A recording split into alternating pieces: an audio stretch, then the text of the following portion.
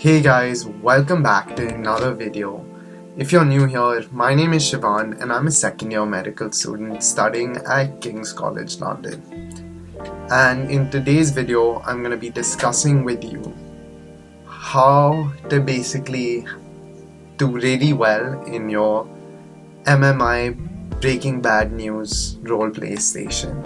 But before you do anything, do go check out my channel and watch all of my videos. I make loads of vlogs about medical school, videos about what medical school is like, videos about what living in London is like, just university life, things like that. So do go check out my channel, and if you like it, hit the subscribe button and just follow my videos. This is sometime around interview season. There should be some interviews left, and that's why I'm making this video. So basically, an important part of medical school interviews is your Breaking Bad News or role play station. Anyway, so let me begin by breaking down what this Breaking Bad News or role play station is.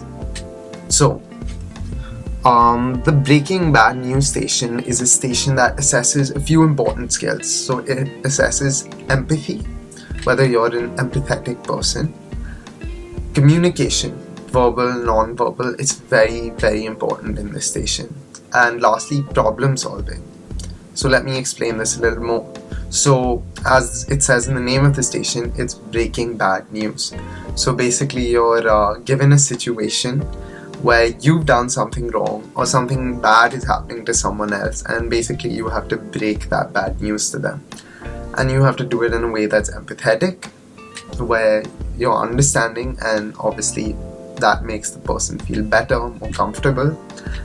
Then you have to communicate it well to them. You have to be clear. You have to obviously establish a lot of things. You have to, obviously, communication is very important in portraying what you feel as well. So you need to show them what you feel through your communication skills. Again, making them more comfortable, making them more listened to, making them more understood, feel more understood.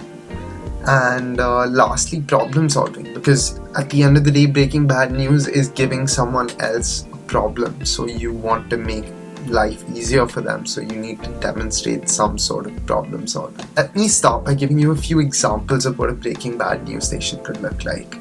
So for example, your neighbors have gone away for the week, and while you were driving your car, you basically ran over their cat.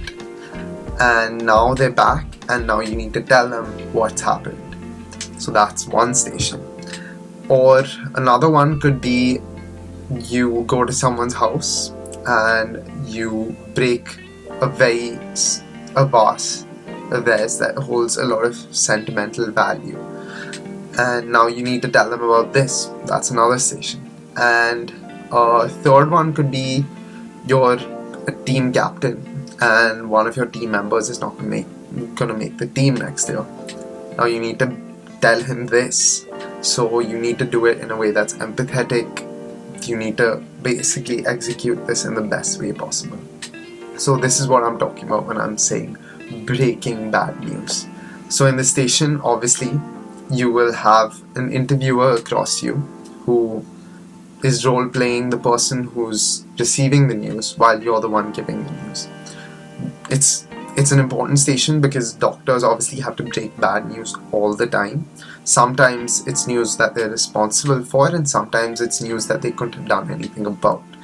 But either way, it's bad news for the patient, for the person receiving the news, the family member. So you need to be good at it. Well, now let's talk about how you approach it and how you can do this in the best way possible. And yeah, let's begin. So this is how you start. You start by setting up the scene, by setting the tone of the conversation, just a bit of introductory talk. For example, in the first situation, if someone's come back from their holidays, if it's your neighbor, you obviously greet them, hi, how are you? How are things? How's your holiday? Did you enjoy it? Are you glad to be back? Whatever, small talk. And after that, you have to signpost the bad news.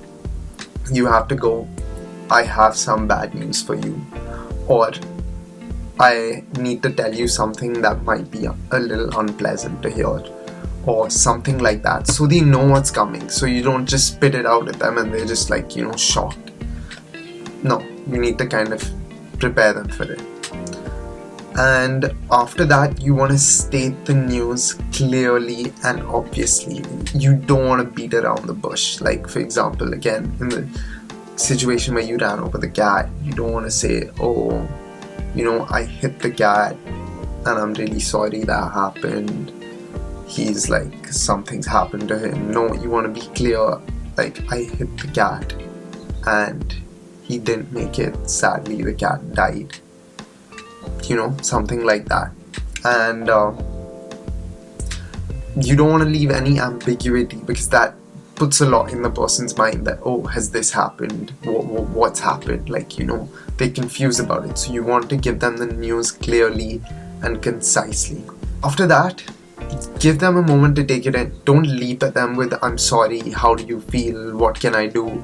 No. You want to give them a moment to take it in. They've received some news that might be really serious to them, so they're probably going to take a moment to digest it, and you want to let them have that moment and wait till they start speaking, or give an appropriate amount of time before you say your next line. I would say at least 10-15 seconds, maybe more.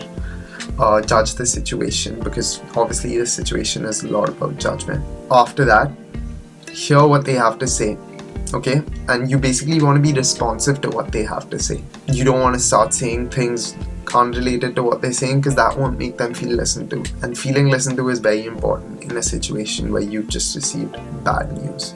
So first of all, if it's something that you have done, it's something you are responsible for, then take responsibility for the decision or the mistake or whatever's happened.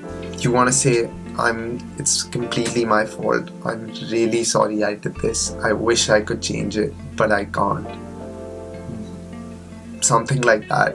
You want to be very clear that you understand that it's your fault. Don't make excuses, because that doesn't go off well.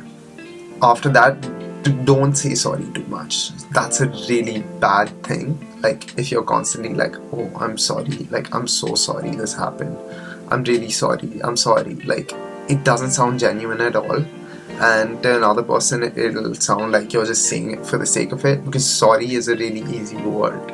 If you don't really feel apologetic, you can just keep saying sorry, but what does that mean? What are you sorry about? Why are you sorry?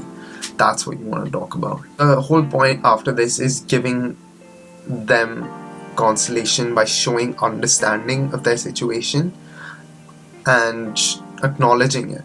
But you don't want to make it about you at the same time, like, I understand what you're going through, or I've been in the same situation. No, you want to start by saying something like, I can't even imagine what you're going through right now, or I can only imagine how hard it must be for you, thus validating their feelings, or the way you feel is completely justified, something like that. You ask them how they feel if they don't tell you.